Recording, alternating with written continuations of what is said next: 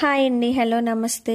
ఈరోజు మనం ఇంట్లోనే చాలా ఈజీగా అల్లం వెల్లుల్లి పేస్ట్ 2-3 నెలలైనా పాడవకుండా ఫ్రెష్గా నిల్వ ఉండేలా ఎలా చేసుకోవాలో చెప్తాను చూడండి. ముందుగా అల్లం 1/2 కేజీ, వెల్లుల్లిపాయలు 1/2 కేజీ తీసుకోండి. అల్లాన్ని శుభ్రంగా కడిగి చెక్కు తీసుకుని చిన్న ముక్కలుగా కట్ చేసుకుని కొంచెం గాలికి ఆరనివ్వండి. తర్వాత దానిని మిక్సీ జార్లో వేసుకోండి. వెల్లుల్లిపాయ రెబ్బలను కూడా పొట్టుతోనే వేసుకోండి. పొట్టుతో ఇష్టం లేకుంటే వలుచుకుని వేసుకోండి, అది మీ ఇష్టం. తర్వాత ఒకసారి మిక్సీ పట్టుకోండి.